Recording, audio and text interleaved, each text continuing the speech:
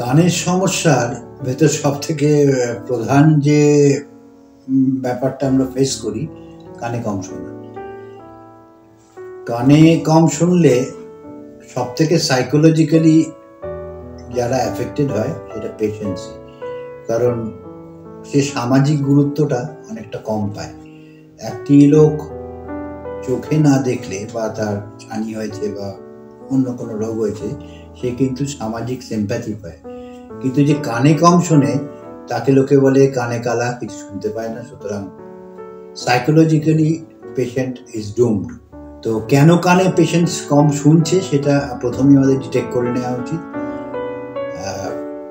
কিছু ট্রিটমেন্ট আমাদের আছে, যেমন কানের পর্দা ফুটো বা কানের পেছনের কোনো হাড় শক্ত হয়ে গেছে বা কানের বাইরের পোর্শনে কোনো ময়লা জমেছে, এইগুলো ট্রিটেবল বাই সার্জারি বা রিমুভাল, মানে ওই ময়লাটা বার করে দেওয়া বা পর্দা ফুটোর অপারেশন করে পর্দা লাগিয়ে দেওয়া।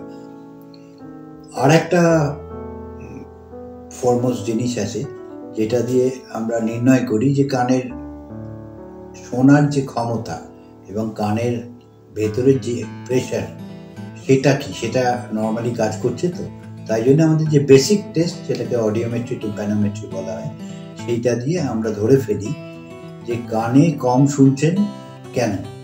জেনারেলি মানুষ কানে কম শোনে দুটি কারণে। একটা কারণ হলো কানের পর্দা বা পর্দার পেছনে যে হাড়গুলো আছে সেগুলোর কোনো ক্ষয় বা গ্যাপ, তার জন্য।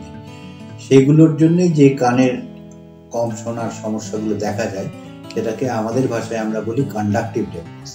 সেটা ইজ ট্রিটেবল সার্জিক্যালি, মানে আমরা কোনো অপারেশনের দ্বারা সেটা ট্রিট করতে পারি।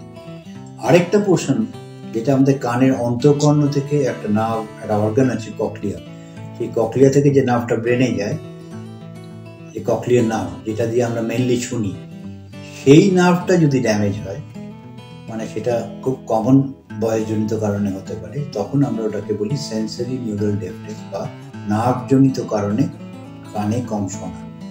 তো সেই ক্ষেত্রে অডিওমেট্রি টেস্ট করে আমরা বুঝে যাই কত লেভেল অফ ডেফনেস পেশেন্টের আছে।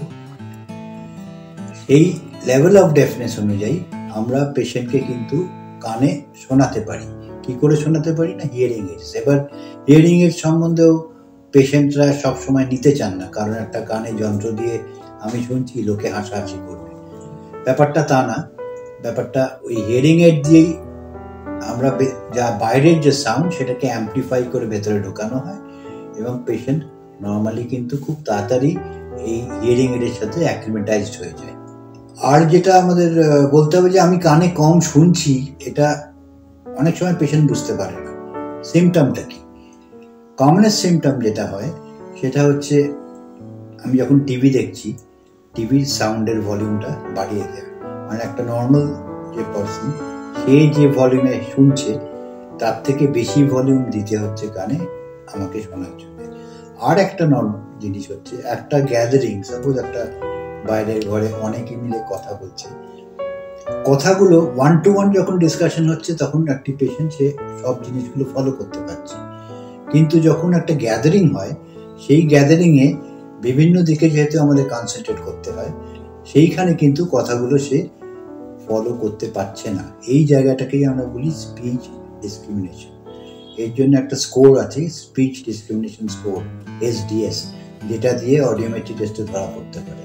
সুতরাং 1-to-1 কনভারসেশনে আমি শুনতে পাচ্ছি, কিন্তু একটা গ্যাদারিংয়ে ভালো শুনতে পাচ্ছি না। তার মানে সেই ক্ষেত্রে বেশিরভাগ ক্ষেত্রেই দেখা যায় যে এটা একটা নিউরাল লস বা নার্ভজনিত কারণে লস, এবং এটা ট্রিটেবল মেডিসিন দিয়ে কিছু হয় না, কিন্তু আমরা হিয়ারিং এইডস বা মেশিন দিয়ে সেটা ট্রিট করতে পারি। আরেকটা খুব, এই সেন্সরি নিউরাল লসের সাথে আরেকটা অদ্ভুত, একটা খুব বদারসাম সিমটম পেশেন্ট ফেস করে, সেটা হচ্ছে কানের ভেতর একটা আওয়াজ হবে, যেটাকে পেশেন্টসরা এসে বলে, ডাক্তারবাবু চারিদিক নিস্তব্ধ হয়ে গেল, কানের ভেতর থেকে আমি একটা আওয়াজ পাচ্ছি। এটা ঝিঝি পোকা ডাক বা বিভিন্ন ডাকে, বিভিন্ন রকম সাউন্ডের মতো। তো সেই ক্ষেত্রে এটাকে আমরা আমাদের ভাষায় টিনাইটাস বলি।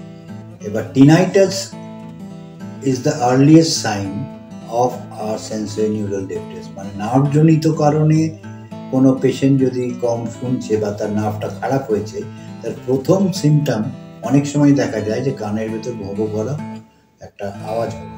এবার এর ট্রিটমেন্ট কি? এই টিনাইটাস কিন্তু ওষুধ আমরা কিছু দিই, কারণ টিনাইটাসের মেন কারণ হচ্ছে blood supply to the nerve, যেটা দিয়ে আমরা শুনছি সেটা কমে যাওয়া। সুতরাং আমরা যদি ব্লাড সাপ্লাইটা কিছুটা বাড়াতে পারি, যেগুলো আমরা ভ্যাসোডাইলেটাস বলি, সেই ওষুধগুলো দিয়ে ব্লাড সাপ্লাইগুলো বাড়িয়ে দিয়ে হয়তো কিছুটা উপকার হয়, কিন্তু এটার ফুল প্রুফ চিকিৎসা নেই। পেশেন্টকে আমরা সবসময় অ্যাসিওর করি যে আপনার এটা সাংঘাতিক লাইফ থ্রেটনিং কোনো কমপ্লিকেশন নয়, এটা নিয়েই আপনাকে বাঁচতে হবে। আমরা কিছু ওষুধ আপনাকে প্রেসক্রাইব করতে পারি, এই ওষুধের মাধ্যমে এটা কম হবে, কিন্তু পুরোপুরি নির্মূল হবে না। বা আমরা বলি বাইরের থেকে যদি কোনো সাউন্ড আমরা কানে প্রডিউস করতে পারি, যেটা ইন্টেন্সিটি এবং ফ্রিকোয়েন্সি দুটো ওই কানের ভেতরের সাউন্ড একসাথে ম্যাচ করে, মানে অডিওলজিস্ট দেখবেন যে সাউন্ডটা প্রডিউসড হচ্ছে সেই বিভিন্ন সাউন্ড দিয়ে দুটো সাউন্ড ম্যাচ করছে কিনা, বাইরের থেকে যে সাউন্ডটা দেওয়া হচ্ছে, ভেতরে যে কানের যে সাউন্ডটা, এটা দুটোর ইন্টেন্সিটি এবং ফ্রিকোয়েন্সি যদি এক হয়, সেই টাইপের সাউন্ড যদি আমি বাইরে থেকে প্রডিউস করি, তাহলে কিন্তু টিনাইটাসটা মাস্ক হয়, মানে দুটো কাটাকুটি হয়ে যায়। সেই ক্ষেত্রে হয়তো অনেক সময় পেশেন্ট এগুলো এই টিনাইটাসটা শুনতে পাবেন না। তার জন্য কিছু অত্যাধুনিক যন্ত্র আছে যেগুলোকে টিনাইটাস মাস্কার বলা হয়। সেই টিনাইটাস মাস্কার দিয়ে পেশেন্টসরা অনেক ক্ষেত্রেই দেখা গেছে উপকৃত হচ্ছে। লাইক ও সাবস্ক্রাইব করার পাশাপাশি বেল আইকনটি প্রেস করতে ভুলবেন না।